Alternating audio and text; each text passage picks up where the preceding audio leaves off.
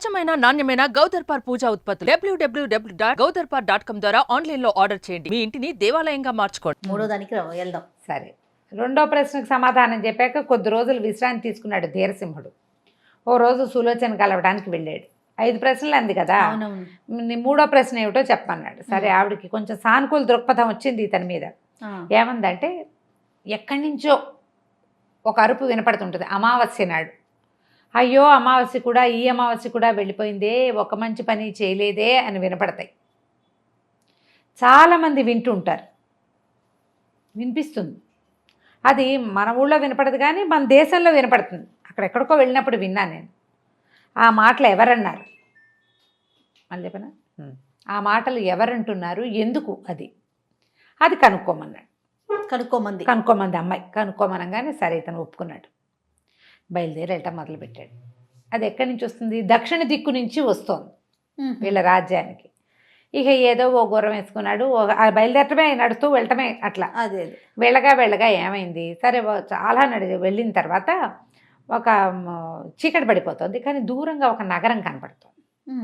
అడవిలో ఉండటం ఎందుకు, ఇంకాసేపు కనుక ప్రయాణం చేసి ఆ మొత్తం చీకటి పడిపోయింది, ఇంకొక గంటకి ఆ ఊళ్ళో చేరిపోతే ఏదో తిండి తిప్పలు హాయిగా కుదురుతాయి. ఇలా ఏదో వాడు తెచ్చుకునేది మధ్యదారిలో ఉన్నది ఇంత తినే బదులు ఎక్కడైనా విశ్రాంతిగా మంచి చోట ప్రశాంతంగా పడుకుంటే రేపటి ప్రయాణం బాగుంటుంది. ఎవరైనా అదే ఆలోచిస్తారు.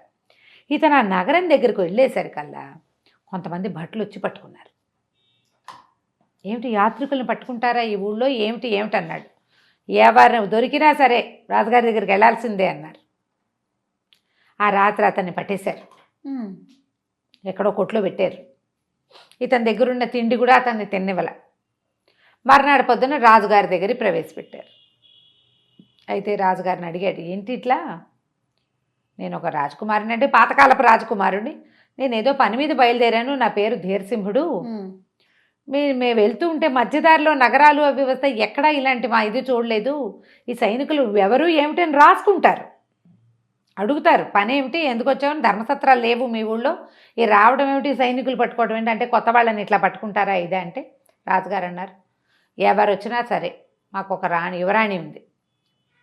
యువరాణి 3 ప్రశ్నలు అడుగుతుంది.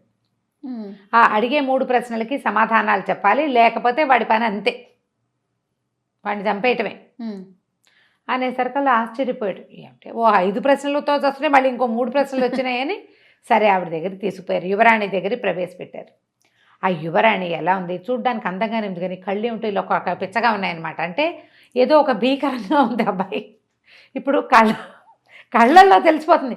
మామూలు రూపం ఊరికే యథావిధిగా చూడకుండా ఒక గుడ్లు మిటకరిస్తున్నారనుకో అవతల వాళ్ళు, అదెవరు చంద్రముఖి టైప్లో పిచ్చి కళ్ళు కనపడతాయి. కళ్ళు అవతల వాళ్ళ మీద లేవు. ఆ అమ్మాయి కళ్ళు ఉరుముతూ ఒక రకంగా ఉంది. అయితే 3 ప్రశ్నలు, అమ్మ యువరాణి కొత్తవాడు వచ్చాడు ఈ ఊళ్ళోకి, ఒక 3 ప్రశ్నలు అడుగుతారా అంటే ఇతను ఏమనుకున్నాడంటే, ఇది తెలివిగల ప్రశ్న కాదు, సులోచనవి తెలివైన ప్రశ్నలు, దీనికి ఏదో ఆవేశించిన ప్రశ్నలాగా ఉంది. దాని కళ్ళు ఒక రకంగా లేవు ఆ పిల్లవి, అది ఎక్కడో చూస్తోంది. వీళ్ళ వైపు చూసినప్పుడు కూడా ఒక వికృతమైన చూపు, అది ఏదో భూతం ఆవేశించిన చూపుగా ఉంది, అది తప్ప ఇంకేమీ లేదు. ఇది ఎప్పటి నుంచి జరుగుతుంది, చాలా కాలం నుంచి జరుగుతోంది. ఆ ఊళ్ళోకి వచ్చిన వాళ్ళని అడుగుతుంది ఈ అమ్మాయి. వాడు చెప్పడు సమాధానం, చెప్పలేకపోతాడు, వాడిని చంపేస్తారు. వాడి శవం ఎక్కడికి వెళ్ళదు, ఏమైపోతుందో భక్షిస్తుంది బహుశా. అటువంటిది ఏదో ఒక విచిత్రం ఉంది ఇక్కడ. అమ్మాయి తెలివిగా ఉండి అవతల వాళ్ళని, కాంతిసీకుల్ని లేదా ప్రయాణికుల్ని, పర్యాటకుల్ని ప్రశ్నించే ప్రశ్నలు కావవి, తెలుసుకునే ప్రశ్న కాదు, చంపేసే ప్రశ్న. సరే, అన్ని ఫలాల్లోకి ఉత్తమమైన ఫలం ఏమిటో చెప్పు నాకు అంది. అనేసరికి వీడు ఆలోచించాడు. మామిడి పండు, జామ పండు అంటే కాదు, దానిమ్మ పండు నాకు ఇష్టం అంటుంది. ఉత్తమమైన పండు జామ పండు అని చెప్పాడు అనుకో, మామిడి పండు అనొచ్చు. ఆలోచించుకుని సంతాన ఫలం అన్నిటికంటే ఉత్తమమైన ఫలం అని చెప్పాడు. సూపర్. మాట్లాడలే, ఇంకా అవకాశం లేదు, ఇంకా అవకాశం లేదు, నిశ్శబ్దంగా ఊరుకుంది. సరే, రెండో ప్రశ్న అడగమన్నాడు. అడగమంటే ఈవిడ ఏమడిగింది, ఎవ్వరూ కోరుకోరు దాన్ని, కానీ అందరూ అనుభవించాల్సిందే. ఏమిటో చెప్పు. ఆలోచించి మరణం అని చెప్పాడు. మరణాన్ని ఎవరైనా కోరుకుంటారా? భలే ప్రశ్న అండోయ్. తప్పక అనుభవించవలసిందే, మరణించకుండా ఎవరుంటారు భూమి మీద. రాజకుమారి మాట్లాడలే, కామ్గా చూస్తాం. సీమంతిని రాజకుమారి పేరు ఇప్పుడు గుర్తొచ్చింది, ఇందాక నుంచి మర్చిపోయి ఏమిటో దాని పేరని. 3వ ప్రశ్న అడగమన్నాడు. 3వ ప్రశ్న, ఇది ఉంటే అన్నీ ఉన్నట్టే, అది లేకపోతే అన్నీ ఉన్నా ఏమీ లేనట్టే, అదేమిటో చెప్పు. ఆ ప్రశ్న చూడు. ఇది ఉంటే, ఏది ఉంటే అన్నీ ఉన్నట్టు, ఏది లేకపోతే ఈ అన్నీ ఉన్నా ఏమీ లేనట్టు ఏమిటో అది చెప్పమన్న కానీ బుద్ధి అని చెప్పాడు. బుద్ధి ఉంటే ప్రతివాడు ఎక్కడైనా ఎలాగైనా బతికేస్తాడు. అన్నీ ఉన్నట్టే. వాడి దగ్గర బోల్డ్ డబ్బున్నా వాడికి బుద్ధి లేకపోయాక ఇంకేముంది, మందబుద్ధి అయితే. అదే కదా. అనగానే కెవ్వమని కేక పెట్టింది రాజకుమారి. పక్క నవ్వింది, కేకలు పెట్టింది, పడిపోయింది డామని. ఆమె ఒంట్లోంచి ఒక నల్లటి పొగలాంటి రూపం ఒకటి బయటకు వచ్చింది. వీళ్ళు చూస్తుండగానే అది గాల్లోకి వెళ్ళిపోయింది. ఒక 10 నిమిషాలు అయ్యాక ఆ రాజకుమారి లేచి కూర్చుంది. ఇక్కడున్నా నేను నాన్న ఎవరు ఇతను, ఎవరో మగవాళ్ళ ముందు నుంచోబెట్టావు నన్ను అన్నట్టు ప్రశ్నించడం మొదలుపెట్టి. రాజుగారు, అమ్మయ్య మా పిల్ల నేను నాళ్ళ నుంచో పీడిస్తోంది నాయన, ఇదేదో ఎక్కడికో వెళ్ళారు దీనికి వ్యాఖ్యాళ్ళకి, అంటే సాయంకాలాలు ఆడుకోవడానికి ఉద్యానవనాలకి, అడవుల్లోకి ఉద్యానవనాల్లో తిరిగినట్టుగా అడవుల్లో తిరిగింది. మా పిల్ల ఒంట్లోకి ఏదో ఆవేశించింది. అప్పటి నుంచి ఈ ప్రశ్నలు అంటుంది, సరిగ్గా ఉండదు, పిచ్చి చూపులు చూస్తుంది, చచ్చిపోయిన వాళ్ళ శవాలు ఏమైపోయినాయో తెలీదు, అది ఏదో భూతం ఈ అమ్మాయి ఒంట్లో ఉంది. ఆ ప్రశ్నలకు సమాధానాలు చెప్పలేరు, అందరూ ఆలోచించలేరు, ఎక్కడో చోట తొట్టుపడతారు, పడంగానే ఇది పట్టేసుకుంటుంది, వాళ్ళని చంపించేస్తుంది. మా రాజుగారు చాలా సంతోషించాడు. బాబు నీ వల్ల నాకు ఇది వచ్చింది, మా పిల్ల బతికి బాగుపడిందని సంతోషించాడు. అయితే ధీరసింహుడు చెప్పాడు, నేను ఒక ప్రశ్నకి సమాధానం కోసం బయలుదేరాను, అంటే ఇక్కడికి మాకు కూడా వినపడుతుంది, దక్షిణ దిశగానే ప్రయాణం చేయి ఇక్కడి నుంచి కూడా అని చెప్పి 1 పూట 2 పూటలు అక్కడ ఉంచుకుని అతనికి కావాల్సిన ఆహార పదార్థాలు అన్నీ ఇచ్చి దక్షిణ దిశ వైపు ప్రయాణం చేయించారు. ఈ సమస్యను సరిచేసి వెళ్ళాడు. అతను తెలివిగలవాడనమాట. అలా వెళ్తూ ఉంటే 3 రోజులు ఏకదమ్మున ప్రయాణం చేశాడు. ఒకటే ప్రయాణం చేసేసరికల్లా ఏమైంది, బాగా ముందుకెళ్ళేసరికల్లా ఒక ఎడారి లాంటి ప్రాంతంలో ఒక పిచ్చి గాలి, గుర్రం వదిలేసి ఇతను దిగిని కింద నుంచుంటే పక్కన పెట్టి ఆపుకున్నాడనమాట. ఇతన్ని ఎగరేసుకుపోయింది ఆ గాలి, అంత పిచ్చి గాలి అనమాట. అలా మనకి ఎడార్లలో వస్తుంది. ఈ వెళ్ళి ఇతను ఒక పచ్చిక బయలులాగా ఉన్న చోట పడ్డాడు. ఎడారిలోంచి పచ్చిక బయళ్ళల్లో పడ్డాడు, అంటే ఎక్కడికో విసిరేసేసరికి అలా అక్కడ పడిపోయిన తర్వాత అతను కాస్త లేచి అటు ఇటు కొంచెం స్పృహ వచ్చాక చూసుకుంటే ఏవో చెట్లు కాయలు అవి ఇవి కనపడుతుంటే చీకటి పడింది. ఇప్పుడు ఇతనికి ప్రశ్న ఏమడిగింది అమ్మాయి, అమావాస్య నాడు వినపడుతుంది అంది. అమావాస్యకు ఒక 10-15 రోజులు ఉండగా బయలుదేరాడు. కరెక్ట్గా ఇంచుమించుగా ఆ సమయానికే అతను చేరాడు. ఈ పచ్చిక బయలులాగా ఉన్న ప్రాంతంలో చుట్టూత గోరీలు ఉన్నాయి, అంటే ఇవి ఉన్నాయి, ఏమంటారు వాటిని, కొన్ని మన చనిపోయిన తర్వాత ఇవి పైన ఇవి కడతారు కదా, సమాధులు ఉన్నాయి. ఎంతోమంది సైనికులు లాంటి వాళ్ళు రావటం మొదలుపెట్టారు అక్కడికి. అందరూ సైనిక దుస్తుల్లోనే ఉన్నారు. ఆ గోరీల్లో నుంచి వచ్చారా, ఎక్కడి నుంచి వచ్చారో ఇతనికి అర్థం కాల, కానీ వచ్చేసరికల్లా వాళ్ళల్లో ఆ వచ్చిన వాళ్ళంతా మంచి మంచి బట్టల్లో చక్కగా ఉన్నారు, అధికారుల్లాగా. ఒక ముసలివాడు చింకి గుడ్డలతోటి ఉన్నటువంటి ఒక బిచ్చగాడు కూడా వచ్చాడు వాళ్ళతో పాటు. వచ్చిన వాళ్ళంతా బారులు తీరి కూర్చున్నారు. ఎక్కడి నుంచి వచ్చాయో తెలియదు కానీ బోల్డ్ అన్ని పెద్ద పెద్ద పళ్ళేలు, బంగారపు పళ్ళేలు వరుసగా అందరి ముందు ఉన్నాయి. అందరి ముందు పళ్ళేలే. అక్కడి నుంచి ఆహారం వచ్చేసింది గాల్లో ఇచ్చి.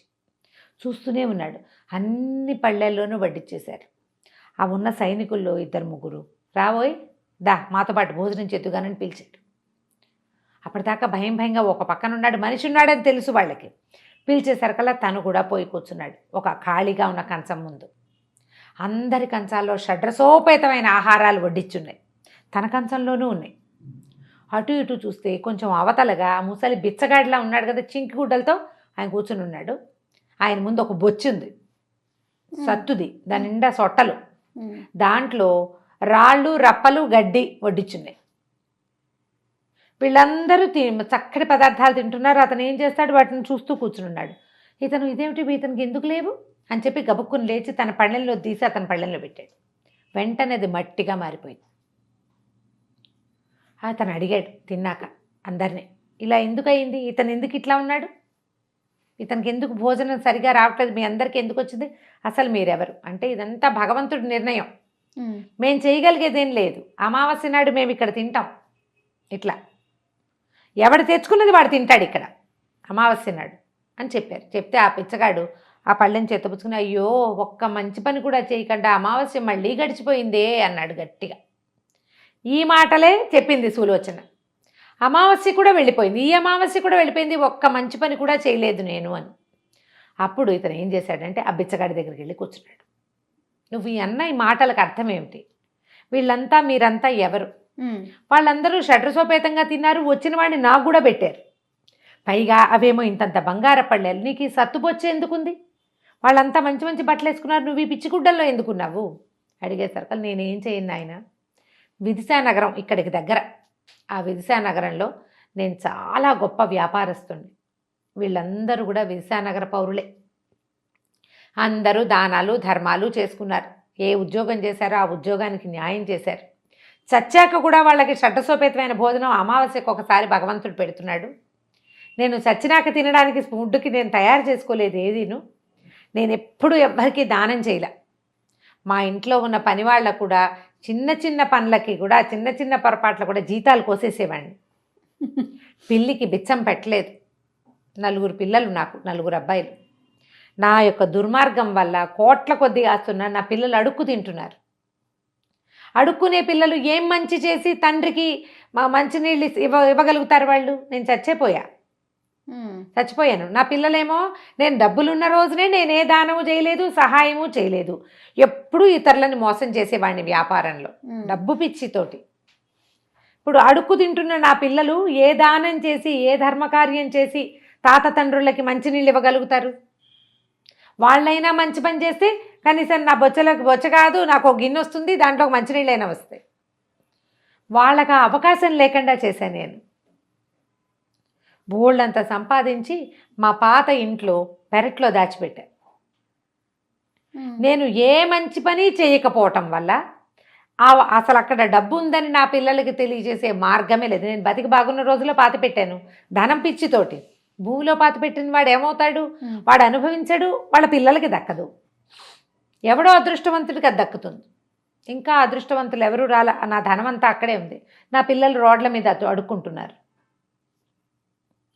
అమావాస్య లోపల ఒక మంచి పని చేస్తే నాకు బొచ్చలోకి అన్నం వస్తుంది, నా పిల్లలకి బతుకు వస్తుంది. ప్రతి అమావాస్య వెళ్ళిపోతుంది, నేనేమీ చేయలేను, నన్ను ఆదుకునేందుకు ఎవ్వడూ రాడు.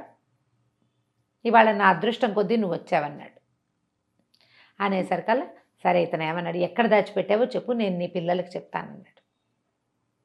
అప్పుడు అతను విదిశానగరంలో తన ఇల్లు గుర్తులు చెప్పాడు. అక్కడ ఆ 4 గోడల మధ్యలో కార్నర్స్లో పెట్టా. పెరట్లో వాళ్ళ వాకిట్లో అలా 4 గోడలు ఉంటాయి, మధ్యలో ఒక్కొక్క చతురస్రం గీయాలి కరెక్ట్గా కొలిచి. ఆ చతురస్రంలో 4 కార్నర్లలోనూ నేను బంగారం దాచిపెట్టానని చెప్పాడు.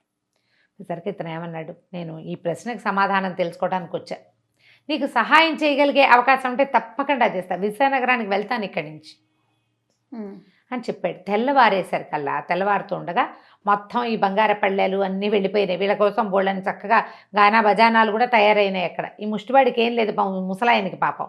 మిగిలిన వాళ్ళందరూ హాయిగా అన్నీ తాగుతూ తిరుగుతూ ఎంజాయ్ చేస్తూ ఉన్నారు. ఇతను మాత్రం అలాగే బొచ్చలు పెట్టుకుని కూర్చున్నాడు మట్టి రాళ్ళు చూసుకుంటూ. ఈ కథ అంతా విని మర్నాడు అక్కడి నుంచి ప్రయాణం చేసి ఇతను విదిశానగరానికి వెళ్ళాడు. వెళ్ళి ఈ ఎక్కడున్న ముష్టి అయిన తాలూకు పిల్లల్ని వెతకడం మొదలుపెట్టాడు. వెతికి పట్టుకోవాలి కదా. ఇక ఊరంతా వెతికి ఒకడిని పట్టుకుంటే వాడు తన 4 అన్నదమ్ముల్ని పట్టుకొచ్చాడు. మీ తండ్రి చెప్పాడని, మా నాన్న పోయి 25-30 ఏళ్ళు అయిందిరా బాబు, నువ్వు చూస్తే 25 ఏళ్ల కుర్రాడిలాగా ఉన్నావు, మా నాన్న పోయినప్పుడు నువ్వు పుట్టి కూడా ఉండవు, మా నాన్న ఎట్లా చెప్పాడు నీకు, మా నాన్న దాచిపెట్టింది నీకు ఎట్లా తెలుసు అంటే, అప్పుడు అతను ఈ కథ అంతా చెప్పుకొచ్చాడు. నేను ఫలానా చోట చూసా, అతను ఇట్లా ఉంటాడు మనిషి, తను చూశాడు ఆయన్ని, ఆ ఆత్మ మనిషి రూపంలోనే కనపడింది, ఇంత పొడుగుంటాడు, మొహం ఇట్లా ఉంటుంది అని చెప్పేసరికల్లా వాళ్ళు ఏమన్నారు, వాళ్ళల్లో ఒకడు ఉండు మా నాన్న చిత్రపటం ఉందని పటం తీసి చూపించాడు. ఇదే ఈ మనిషినే నేను అక్కడ చూశాను.